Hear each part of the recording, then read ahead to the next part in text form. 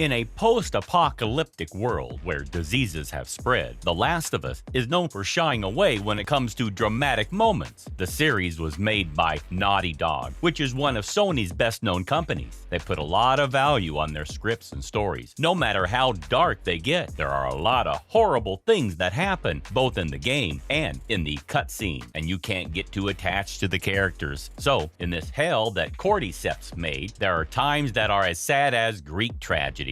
From the bottom, caught in a trap. In The Last of Us, players are faced with the challenge of adjusting to an inverted perspective while also navigating limited movement controls and swaying aiming ridicule. This is different from Naughty Dog's Uncharted series, which is known for its spectacular set pieces and edge-of-your-seat action. The Last of Us is a more personal game than Uncharted. While Uncharted makes players feel like they're in a blockbuster movie with big adventures and thrills, The Last of Us focuses on close-up, intense encounters that require careful planning and resource management. Still, The Last of Us has some memorable action scenes, like when the main character Joel's leg gets caught in a booby trap and he is left hanging upside down while protecting Ellie from the infected. This part of the game requires players to be quick on their feet, know how to use a gun, and be able to put threads in order of importance, while also managing their limited ammunition. Even though this scene is pretty intense, it stays true to the game's realistic style, unlike many of the other set pieces. Overall, The Last of Us is different from Naughty Dog's other games because it has a fun and unique way to play. Next, Can't Deny That View. When we meet Ellie, she was born into a world that had already been destroyed by a deadly pandemic. She has spent her whole life with death. Her immunity to the Cordyceps virus has caused her to outlive a lot of people she cares about. She has seen things that no child should ever have to see, and she has to carry an unimaginable burden. So, when she gets into the bedroom of a teenager before the outbreak, she can't believe how lucky they were, how small their problems were compared to hers, and how they could look forward to the future with hope instead of despair. On the bright side, her bad life has given her the ability to appreciate things that other people take for granted, like the charm of tacky garden gnomes, the appeal of dusty old record shops, and the beauty of firefly bugs dancing in the forest. In other words, Ellie makes an effort to hold on to beauty because she has become so used to the bad things she sees every day. And this way of thinking pays off big time. When she gets to pet a real living giraffe, she is so shocked that she runs up to the roofs and sees a tower of the animals wandering the streets of Salt Lake City as if it had always been their home. Like Ellie, you can't help but be enchanted by this picture of natural beauty where lush greenery has taken over all man-made structures and wildlife doesn't mind being out in the open. Gustavo Santaolalla's calming score, which puts the whole thing over the top, goes well with the image of peaceful rest. What else can we say besides so effing cool, as Ellie put it? Third, chilling in the mall. For all the child deaths, random acts of cruelty, and dog-eat-dog morality in the heart of TLOU, you might think it has no warmth or compassion at all. No one has ever felt even a little bit of happiness in this horrible world. Well, take it from someone who has stuck with The Walking Dead through all of its ups and downs. Characters who are always upset don't make for interesting drama. On the contrary, there needs to be light to balance out the dark. If there isn't, you end up with a bunch of miserable people who are always down. So, contrast makes the sad parts feel sad and keeps the tone from getting too dark and boring. This is something that Naughty Dog knows very well, because for every bad thing that happens to you, they show you a good side of human kindness. One of the things is the Left Behind expansion, which is like a long flashback to the last night that Ellie and her friend Riley spent together. They get to live out everyone's dream of taking over a shopping mall after it closes. They can do whatever they want, and you can join in on the fun. You can challenge each other to throw bricks at abandoned showroom cars, wear different Halloween masks, mess around in the photo booth, or start an aggressive super soaker war. All of this is a nice change from the usual violence and fear, giving kids a chance to be kids in a world that wants them to grow up too fast. You you get to be a part of this night of perfect fun, which helps you get to know Riley better. This in turn makes the heartbreak you'll feel later all the more painful. Moving on, winter has come. The Last of Us, TLOU, is a narrative-driven video game that tells the story of Joel and Ellie as they journey through a post-apocalyptic world. Summer, fall, winter, and spring are the 4 main seasons in the game. Each season is a different part of the story, and the player can see how the characters have changed over time. One of the most interesting things about TLOU is how it jumps back and forth in time to tell the story in a shorter amount of time. For example, the game suddenly changes from fall to winter, leaving the player wondering what will happen to Joel, who is stuck on a piece of rebar at the end of the fall segment. The winter segment starts with a title card that says winter has come, the setting has changed, and Joel isn't there. Instead, the player takes control of Ellie, who turns out to be the mysterious archer from the fall segment. The winter section is mostly about Ellie thinking about herself as she searches for a hurt deer through a cold forest. There are no fights or puzzles, and there is not much talking. Instead, the player is left to think about what happened to Joel and what will happen to Ellie in the future. Overall, TLOU does a great job of using time jumps and other ways to tell a story. This creates a sense of mystery and tension that keeps the player interested all the way through the game. By showing how the characters have changed over time, the use of seasonal segments also gives the story a sense of progression. Next up, this makes you all nostalgic. If I had to pinpoint the exact moment when TLOU really started to click for me, and I started to wonder if it was going to become one of my all-time favorites, it would be one of the obvious scenes that made me cry. Instead, it would be this simple conversation that happens when our main characters leave Bill's settlement in a pickup truck that has just been fixed up. The main topics of discussion here are the things that Ellie has stolen and put in her trusty backpack, such as what cassette tape should go with the drive, how unsatisfying cliffhangers in comic books are, and the adult magazines that Bill has been collecting in his safe house. Since nothing important happens or anything earth-shattering is revealed, it gives the characters some much-needed downtime to chat and act like regular people. Unfortunately, this kind of conversation doesn't happen very often in AAA games, where the story is often expected to be fast-paced and keep things moving. Naughty Dog gets you emotionally invested in a way that other games rarely do. It does this by giving the main characters time to have normal conversations, which is very well written and played by charismatic actors. When a familiar song comes on the radio, Joel's face lights up with nostalgia, and Ellie jokes about why the pages of a porno magazine are stuck together. These little details make them feel like three-dimensional characters you can relate to. At this point, I realized how much I was starting to care about these characters, and I felt compelled to keep playing until the end of their adventure. Not to finish the game or get a trophy, but because I was interested in how things would turn out for them. Finally, the lie. Joel is often portrayed as a hero in The Last of Us, but a closer look shows that he is deeply flawed and selfish. Throughout the game, there are hints about his darker side, like when he kills and tortures people to get information, and when he says that he has been on both sides of bandit ambushes. Even though he is sad about losing his child, this doesn't make up for what he does. He will do whatever it takes to make sure he and his tribe survive, even if it means crossing moral lines. Some might see his relationship with Ellie as a path to redemption, but it's really just him taking out his sadness on her and not letting her go. This is most clear in the controversial ending of the game, in which Joel lies to Ellie and kills the fireflies to keep her from dying during a surgery to study her immunity to cordyceps. He then takes her to a remote place where they will spend the rest of their lives together. Ellie will be a replacement for the daughter he lost. When Ellie asks him about the truth, his answer isn't clear, so the player doesn't know if she can trust him or not. Even though it's good that Ellie isn't hurt, the price of this outcome isn't clear. Ellie's freedom is taken away, and the people who died protecting her and hoping for a cure did so in vain, because Joel can't be alone. I can't think of another ending like it. It was a masterclass in how to make people feel a lot of different things. The Last of Us series has delivered some of the most intense and heart-wrenching moments in video game history. For the emotional turmoil of Joel and Ellie's journey to the brutal survival in a post-apocalyptic world, these moments will stay with us forever. Thank you for joining us on this journey through the most intense moments of The Last of Us.